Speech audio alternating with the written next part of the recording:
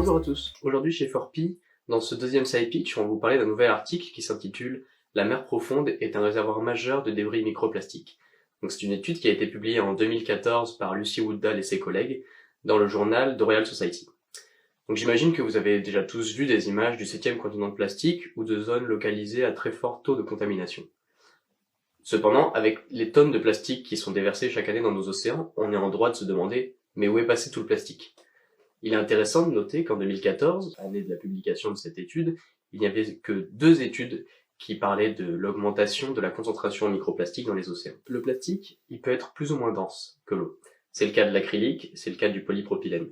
Du coup, les plastiques les plus denses vont avoir tendance à couler plus rapidement au fond de la colonne d'eau, tandis que les plastiques les plus légers, sous le poids de l'agrégation d'organismes comme les balanes, vont finir par couler eux aussi sur le sédiment. Donc cette étude, elle a été basée sur des données qui ont été rassemblées et collectées de 2001 à 2012 entre la mer Méditerranée, l'océan Indien et l'océan Atlantique, dans le but de quantifier cette contamination plastique à différentes profondeurs. Mais comment ont-ils fait pour quantifier cette abondance de microplastiques à de telles profondeurs? Alors, tout d'abord, ils ont fait des carottes dans le sédiment, entre 1000 et 3500 mètres de profondeur, à bord de grands bateaux de recherche et à l'aide de ROV, des engins télécommandés. Ils ont aussi prélevé des microplastiques sur divers spécimens de coraux, car effectivement, il existe des coraux qui vivent à des milliers de mètres de profondeur. Ensuite, ils ont stocké tous ces échantillons de manière optimale pour éviter toute dégradation et contamination. Puis, ils ont extrait tous les microplastiques à l'aide de méthodes plus ou moins complexes qui sont résumées dans l'article si jamais ça vous intéresse. Tous les échantillons ont été passés à la loupe binoculaire, et pour les plus suspicieux d'entre eux, basés sur leur couleur ou leur forme, ils sont passés au spectromètre pour déterminer leur composition et leur structure. Du coup, côté résultat de l'étude, ils ont confirmé qu'il y avait une grande abondance de microplastiques dans tous leurs échantillons.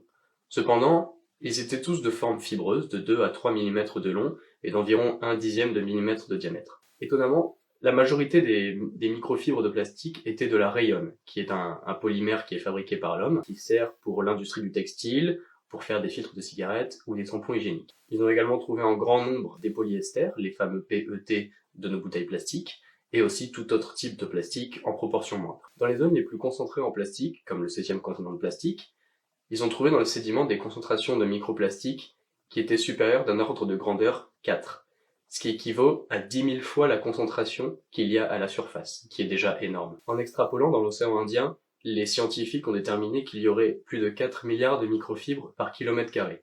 Pour vous donner un ordre d'idée, 1 kilomètre carré, c'est 140 terrains de football, ou 2 fois le Vatican.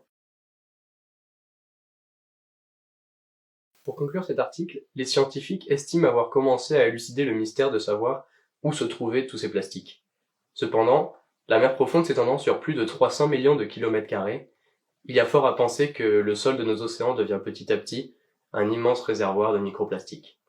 Il est aussi intéressant de noter qu'en 2014, cette étude était la première à mentionner le fait que les sédiments des mers profondes devenaient petit à petit cette immense décharge de microplastiques. C'est tout pour ce side pitch numéro 2. N'hésitez pas à nous poser des questions et n'oubliez pas, vivre sur notre planète n'est pas un droit, mais un privilège. Salut!